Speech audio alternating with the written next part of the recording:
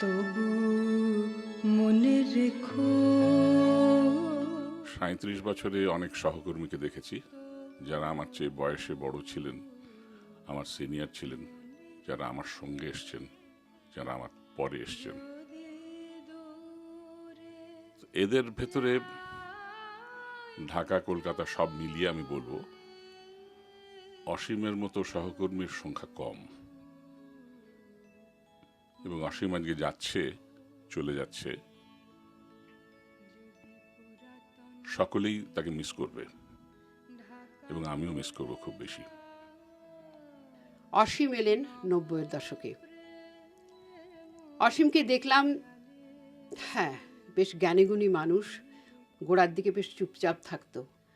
আর অসীমের যে জিনিসটি আমার মনে থাকবে, কানে বাজবে, সেটা হচ্ছে তার অট্টহাসি। আমি হাসি খুব, আমি একেবারে মেঝে গড়িয়ে হাসতে পারি, কিন্তু অসীমের মতো ওই অট্টহাসি বোধহয় আমার হয় না। সেটাই কানে বাজবে, সেই অনুরণন রয়ে যাবে। অসীমদা বড় আগেই চলে যাচ্ছেন, অথবা আমি অনেক দেরিতে এসেছি,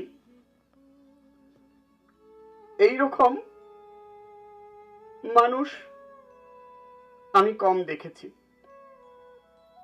অসীমদার উদারতা,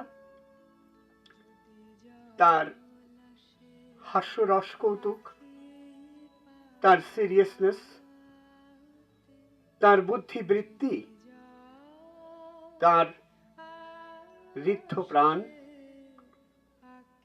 সবকিছুতেই আমি নিজেকে অত্যন্ত সমৃদ্ধ বোধ করেছি।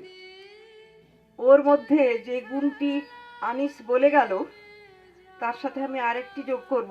বাহার বলেছে যে এখানে আমরা ৯ ঘন্টা একসাথে কাজ করি এবং অনেক সময় ঠোকাঠুকি বেঁধে যায়, তিক্ততা হয়, কিন্তু এ কথা আমি জোর দিয়ে বলতে পারি যে অসীমের সাথে সেটা কখনোই হয়নি। এবং ওকে আমি আমার কবিতা লিখলেই ওকে দেখাতাম এবং ও অ্যাপ্রিসিয়েট করতে পারতো, সেইটা আমার কাছে খুব ভালো লাগতো যে ওর মধ্যে এই গুণটি ছিল এবং আগ্রহ করে দেখতো। অসীমের একটা জিনিস আমি এখন আমার কাছে খুবই ঈর্ষণীয়, সেটা হচ্ছে যে যেটা আমি দাউদ খান মজলিস সাহেবকে বলেছিলাম, উনি যেদিন অবসর নেন, আমি তাকে জিজ্ঞেস করেছিলাম যে আপনার আজকের অনুভূতি কি। উনি বলেছিলেন যে কাল থেকে আমার কোনো বস নেই, আমার অফিসে যাওয়ার তাড়া নেই, আমাকে আর কিছু ভাবতে হবে না। তো অসীমের এই যে যে কারো নির্দেশ মানতে হবে না, 7টার সময় অফিসে যেতে হবে না, বাসে উঠতে হবে না, সাবওয়ে নিতে হবে না, বা অফিসে তাড়া আছে, সেটা নেই, এখন স্বাধীন, মুক্ত, ফ্রি অ্যাট লাস্ট। তো এই যে এটা সত্যি ঈর্ষণীয়, কারণ চাকরির মেয়াদ এবং বয়স সব হিসেব করলে আমার আরও অনেক আগে যাওয়ার কথা। তো অসীম সেদিক থেকে আমাকে টেক্কা দিয়েছে, এটা নিঃসন্দেহে সত্যি। কতগুলো জিনিস আমরা অনেকেই বা সবাই না হয়তো একভাবে অনুভব করি, যেমন কিছু কবিতা, কিছু গল্প, কিছু মূল্যবোধ। আমার মনে হয় যে অসীম পূরবী আমরা আমাদের বলার দরকার পড়তো না, একই রকম আমরা অনুভব করতাম। তো ওই জিনিসটা কিন্তু খুব বড় জিনিস যে আস্তে আস্তে কিন্তু এই জিনিসগুলো কমে যাচ্ছে, যে সেই পুরনো একটা সাহিত্যকে আমরা যেভাবে উপভোগ করছি, আবার বম্বের হয়তো কোনো একটা ব্যাপার নিয়েও মজা পাচ্ছি। অসীমের যে কথাটা আমার অন্তত মনে থাকবে, সেটা হচ্ছে যে বাংলা সার্ভিসে আমরা সব সময় মিটিংয়ে বসি। যেমন কালকেও অসীম বললেন যে, রোকেয়াকে বললেন যে মিটিং করবেন না, রোকেয়া বললো যে বাহার ভাই তো নাই, তো অসীম বললেন না আপনি করেন, একটা মিটিংয়ের একটা অন্য মজা আছে। তো অসীম মিটিংয়ে বসে যেভাবে হাস্যরস, যেভাবে আন্তরিকতা, যে একটা সহজ স্বাচ্ছন্দ্য বোধের সঞ্চারণ ঘটাতেন, সেটা আমরা অনেকেই পারি না। আমি তো নিশ্চয়ই পারি না, আমার ক্ষুদ্রতা আছে সেখানে। আপনি চলে যাচ্ছেন, আমার মনে হচ্ছে একটা দরজা বা একটা জানালা আমাদের বন্ধ হয়ে গেল, যে জানালা দিয়ে আপনার রঙ্গরসিকতা এবং আপনার হাসি আমাদের অনেকটা কাজের চাপকে ভুলিয়ে দিত। আপনাকে সেজন্যই মিস করব। কদিন ধরেই মনে হচ্ছে যে আমাকে বিব্বু বাবু আর কেউ বলবে না। যখন থেকে আলাপ হয়েছে তখন থেকেই অসীম কাকা আমাকে বিব্বু বাবু বলে ডাকতেন। খুব মিস করব।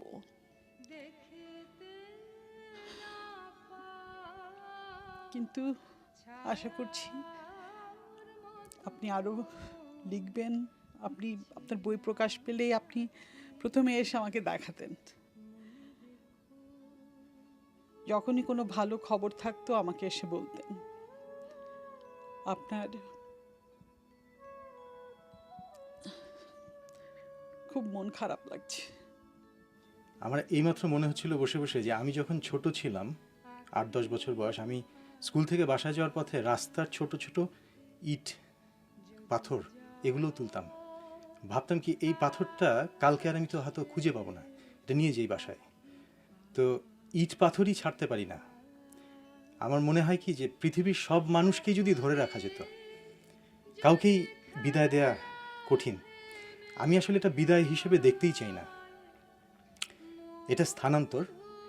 আর আমার কাছে মনে হয় যে অসীমদা এবং আরও অনেক মানুষ যাদের মনটা খোলা, তাদের কথা ভেবেই রবীন্দ্রনাথ জগতের আনন্দযজ্ঞে নিমন্ত্রণ জানিয়ে রেখেছেন এবং অসীমদা সেই নিমন্ত্রণটাই নিলেন।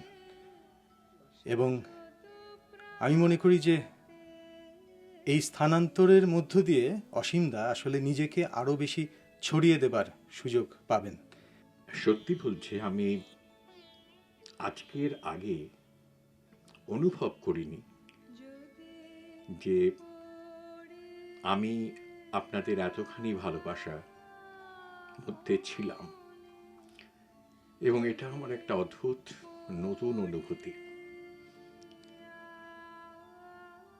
আমি এখানে কাজ করলাম, আমি আজকে যখন দেখলাম আমার এই চলে যাওয়া নিয়ে অনেকের চোখে জল, ফ্যাক্টুয়ালি আমার চোখেও জল আসছে। এটা আমার পরম সৌভাগ্য কর্মক্ষেত্রে এই ভালোবাসা পাওয়া। এটা আমার স্থায়ী একটা সম্পদ হয়ে থাকবে হৃদয়ে। আহসান বলল যে স্থানান্তর, সত্যি এটা স্থানান্তর।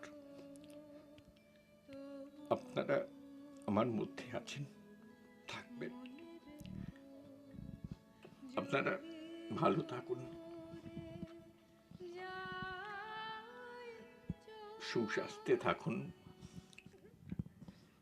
হাসি ঠাট্টায় থাকুন, সহজভাবে থাকুন, এটাই কামনা করি। মনে রেখো